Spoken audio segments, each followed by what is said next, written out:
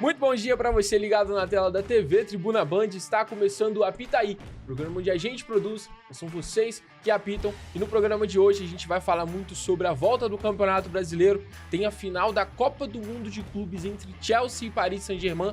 E é claro, a gente vai estar relembrando a passagem dos brasileiros nesse torneio da FIFA.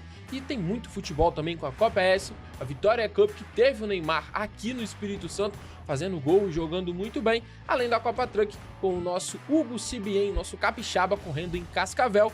Eu já estou aqui na mesa com meu amigo Vitor Fontes. Bom dia. E a nossa editora Mariana Mello. Oi. E a gente já começa falando dessa Copa do Mundo de Clubes, que, olha, foi marcante. Principalmente para a torcida do Fluminense, né? Perfeito. Porque o Fluminense fez mais do que todo mundo esperava, acredito até do que o próprio torcedor. Fez bonito, caiu bonito, né? Porque foi um jogo espetacular. E eu acredito que vai dar mais moral aí para o time seguir nesse restante de temporada com o Brasileirão, Sul-Americana, né? Então pode dar tudo certo aí pro Fluminense. Igual o Everaldo falou, o atacante do Fluminense, né? O Fluminense volta com os adversários brasileiros agora querendo enfrentá-los, né? Tendo um pouco de certo medo para enfrentar o Fluminense.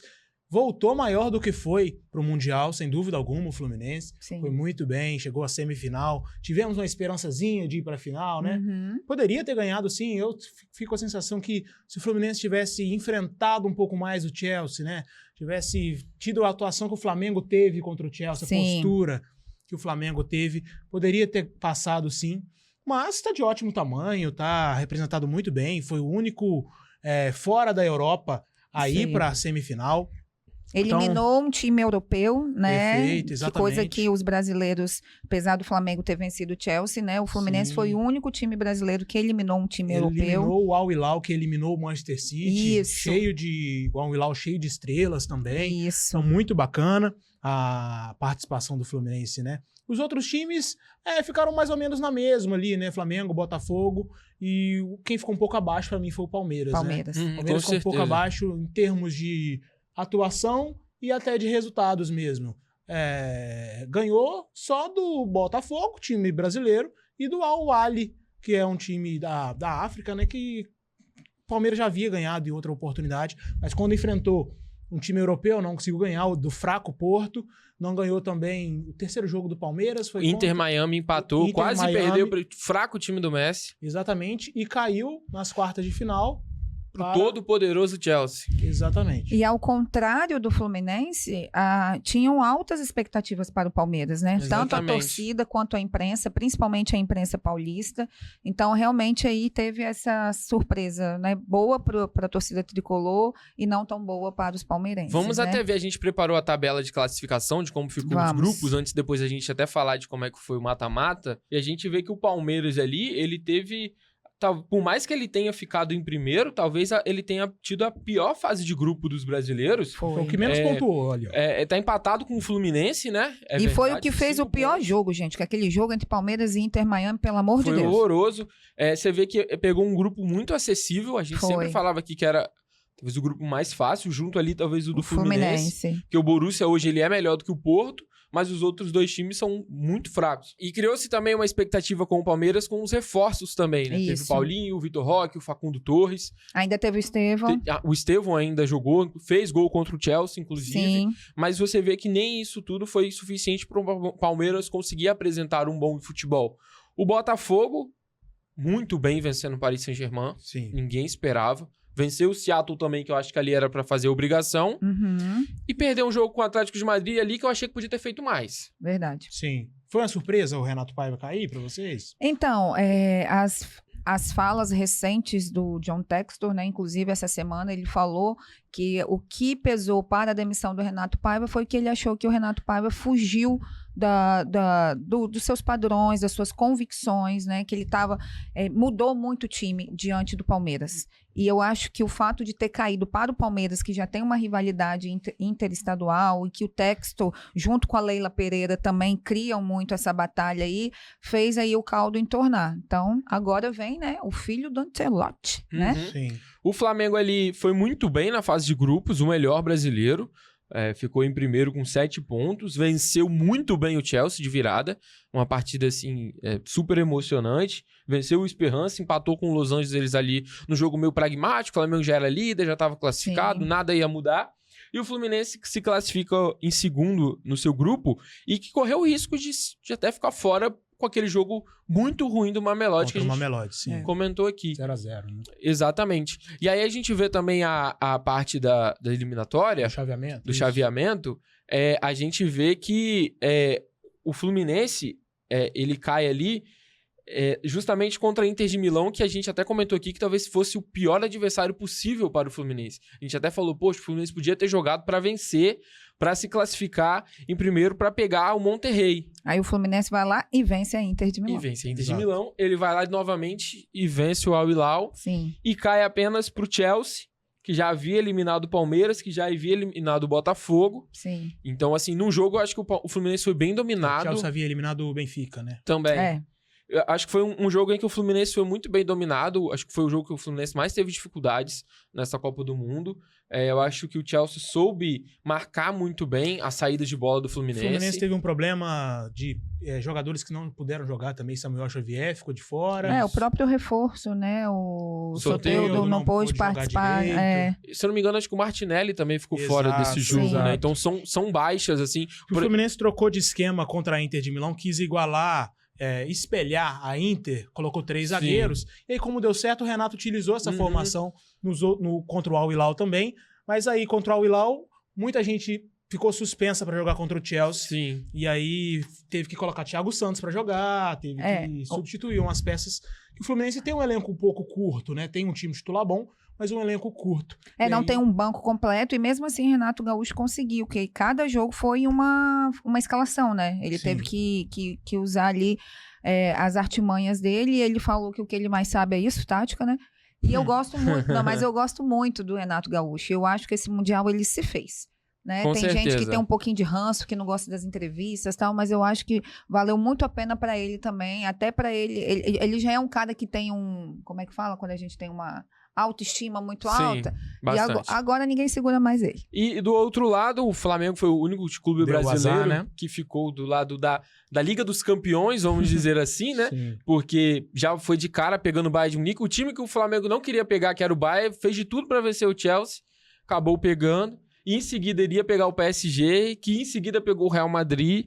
Então, assim, é um lado da chave muito complicado para o Flamengo, mas que já foi resolvido logo nas oitavas com essa derrota para o Bayern. Isso. E hoje, 4 horas da tarde, nós temos a final, né? Chelsea, PSG. PSG é muito favorito ou só favorito? Muito favorito. Quem será que o Atílio vai torcer? Não sei. Também não sei. Não temos dúvida disso. Mas eu acho que é um jogo que o PSG ele é muito favorito por tudo que ele vem fazendo nessa Copa do Mundo. Não vou nem falar do 4-0 no Inter Miami, porque... só a semifinal ali. Mas esses 2-0 em cima do Bayern, com 2 a menos, jogou contra o Real Madrid, sim, tranquilamente, aproveitando 2 erros que já acabaram com o jogo. Eu acho que o Chelsea vai ter muita dificuldade contra o Paris Saint-Germain, e eu acho que vai precisar fazer um jogo perfeito, quiçá de um milagre, para conseguir ser campeão dessa Copa do Mundo. Também acho. Temos um tricolor, né, que falou sobre a campanha do Fluminense, apitando junto com a gente aqui no Apitaí. Daqui a pouco a gente fala um número para você participar também. Vamos ouvir o nosso tricolor que vai participar. Fala, galera da Apitaí, aqui é o Kleber, torcedor do Fluminense. E sobre o Fluminense no Mundial, o time supriu as expectativas, né? Levando em consideração o que a gente tinha antes do início da competição. Mas conforme o time avançava, as expectativas foram aumentando. E chegar na semi, a gente acredita que vai ser campeão, né?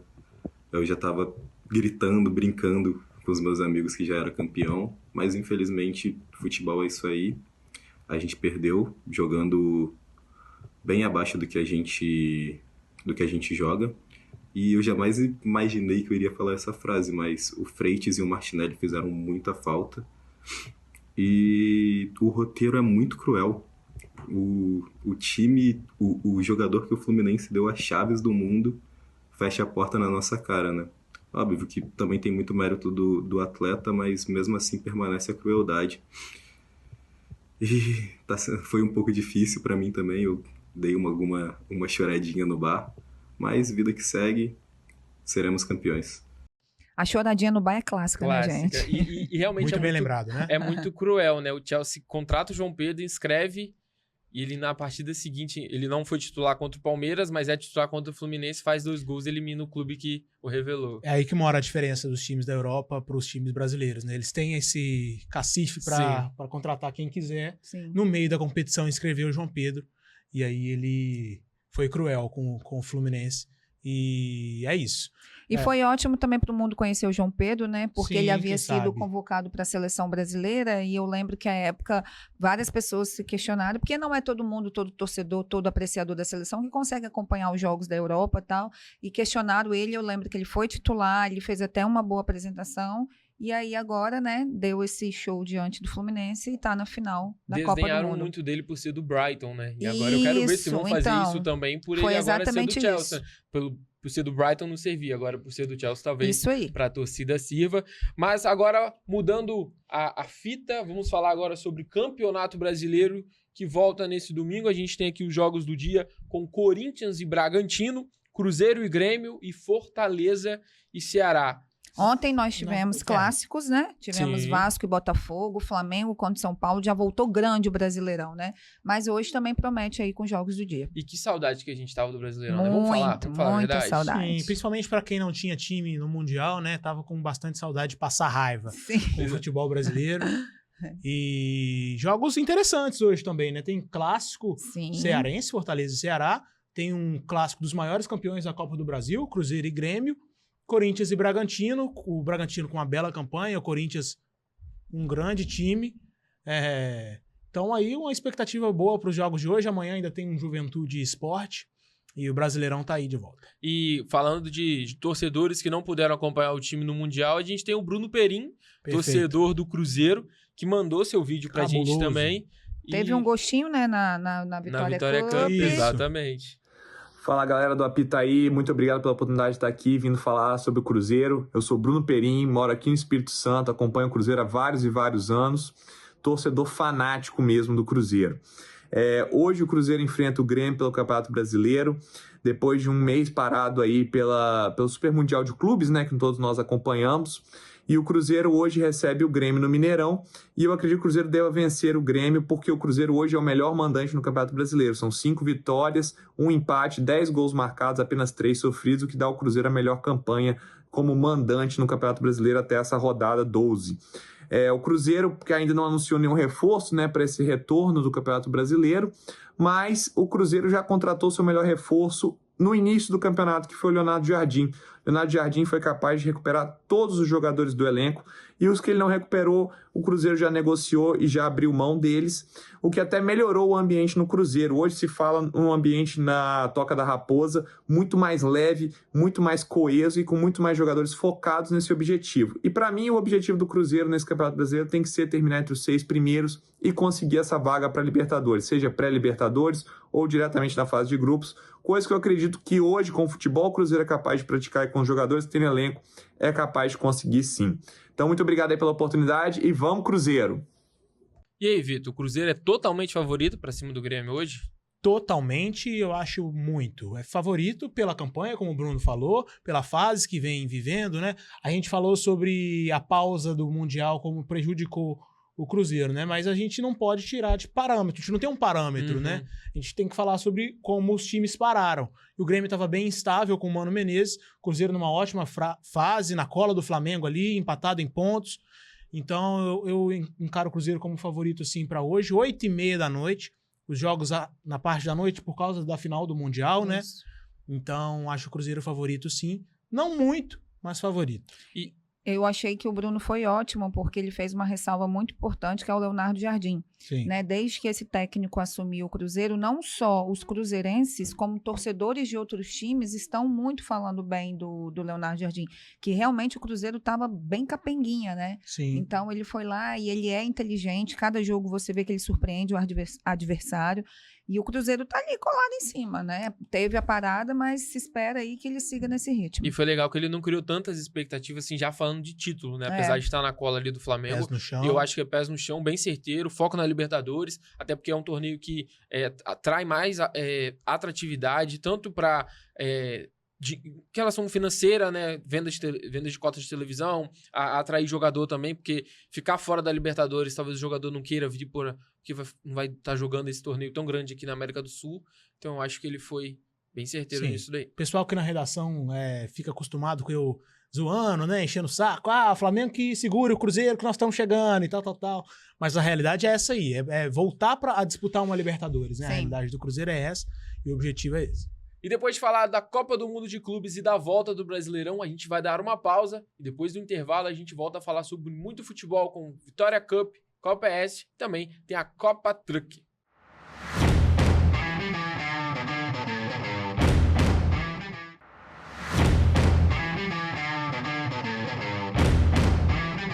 Voltamos com o Apita Aí, o programa onde a gente produz, mas são vocês que apitam, e a gente já volta para falar sobre Vitória Cup, que teve o Neymar aqui no Espírito Santo.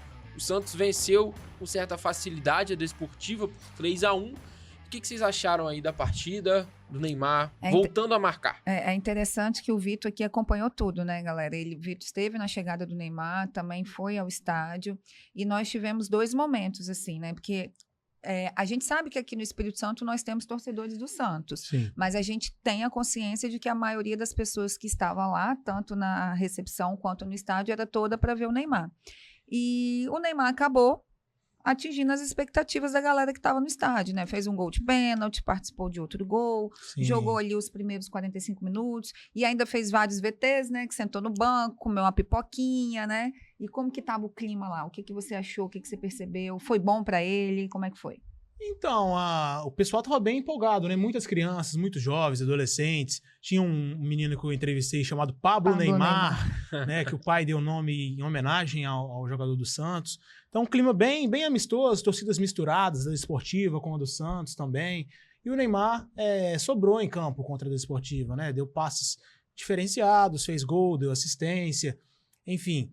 Mas para o Santos enfrentar a Desportiva não é muito parâmetro, né? A Desportiva não tem nem divisão, fez um jogo ok. Fez mesmo. E foram, até o fim do jogo, não tinha saído ainda a público e renda, né? Foram 8.400 pessoas no Acho estádio. que a chuva espantou muita gente, o e horário. o ingresso também, né? E o horário também, né, gente? Porque, como você falou, eram muitas famílias e crianças. O Kleber Andrade fica em Cariacica, né? Então, para quem mora pro lado de Vila Velha, Vitória, Serra, naquele horário com criança fica um pouco mais complicado, né? Sim, e o preço do ingresso estava um pouco salgadinho. Sim. Então, quase 9.000, mais de 8.000 pessoas para prestigiar o Neymar. E, claro, tinha torcida desportiva também, bem legal a presença da torcida Grenal. Não à toa que a gente até tem pai e filho também, né? Eles acompanharam a chegada da delegação santista aqui em Vitória. O Tedson e o Heitor gravaram um vídeo pra gente também. A sensação é muito boa de estar aqui, acompanhando a delegação do Santos chegar aqui em Vitória, Espírito Santo, ver o Neymar de perto, o Guilherme, toda a galera do Santos, meu filho, fã de carteirinha do Santos, então pra gente é uma satisfação enorme.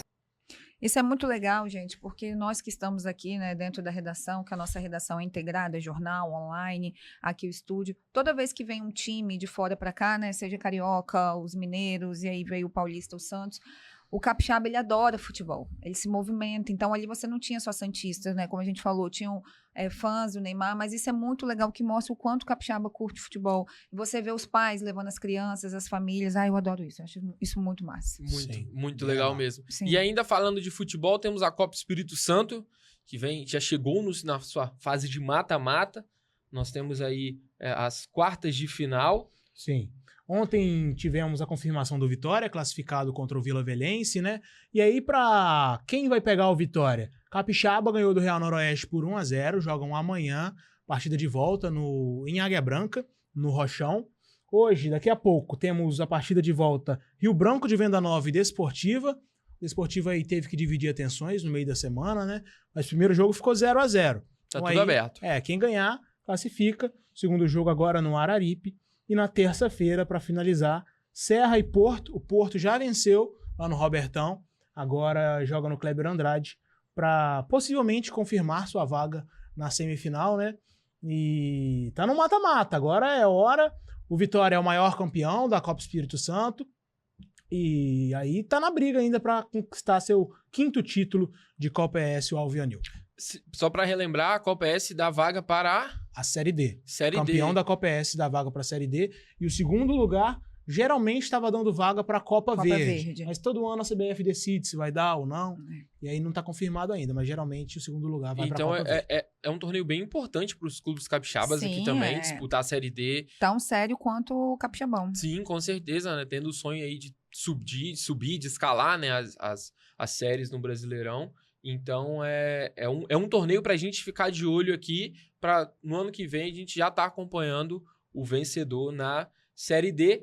E a gente traz como último assunto desse domingo a Copa Truck, que chega com a etapa em Cascavel, e nós temos um capixaba disputando esse campeonato maravilhoso de corrida de caminhão, que é o nosso querido Hugo Sibien, que gravou um vídeo pra gente também falando sobre a expectativa da corrida. Perfeito.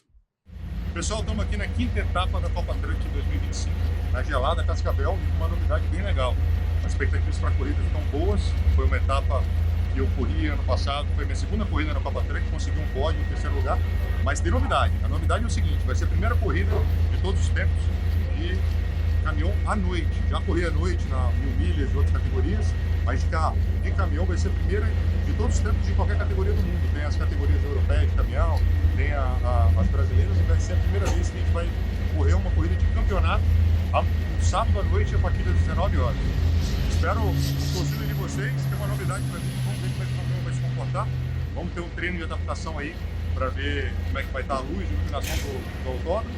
E espero que no sábado e no domingo, meio-dia, que é a prova regular, vamos dizer assim, vai ser a corrida 2 dessa etapa, a gente consiga um bom resultado aí. Lembrando que o CBN gravou esse vídeo na sexta-feira, né? Antes, quando ele chegou lá para disputar os treinos livres. E aí ele falou sobre sábado à noite, que foi ontem a primeira prova da história de qualquer categoria, de uma corrida à noite. Muito legal, né? Tem que averiguar essa informação aí. Não sei se será que é verdade isso? A gente tem que procurar saber. Primeira prova Se ele falou, tá falando. Tá certo, CBN. Mas muito bacana. E daqui a pouco, transmissão da TV Tribuna Band, a segunda etapa. Isso aí. Lembrando que na Copa Truck são 2 etapas de prova, são 2 corridas, né? Com pódio, com posições invertidas na largada. E aí, daqui a pouco, a partir do meio-dia, tem a segunda corrida. E assim, é um desafio enorme correr à noite, além da visibilidade também, que você tem um pouco ali de dificuldade, dependendo de enxergar o ponto de frenagem, dependendo do adversário também esteja do seu lado. Tem também o fato de você, à noite, clima mais gelado, a pista mais fria, o asfalto mais frio, demora a aquecer os pneus, a chegar na temperatura ideal. Talvez o freio também não tenha dificuldade de chegar na temperatura ideal também. Então são vários desafios aí que nosso capixaba vai ter que estar enfrentando nessa etapa da Copa Truck. Com certeza. E você pode fazer a mesma coisa que os nossos participantes de hoje fizeram. Mandar seu vídeo para o nosso WhatsApp, DDD 27 99880 1942. Participa junto com a gente, né, Tio? Exatamente. Então o recado tá dado. Semana que vem nós estamos aqui novamente, né, Vitor e Mariana? É isso. Isso aí, galera. Até a próxima. Tchau. Então é isso, pessoal. Copa do Mundo de Clubes. Torçam pro meu Chelsea. Tem a Copa Truck, Copa ES. E a gente se vê no próximo domingo.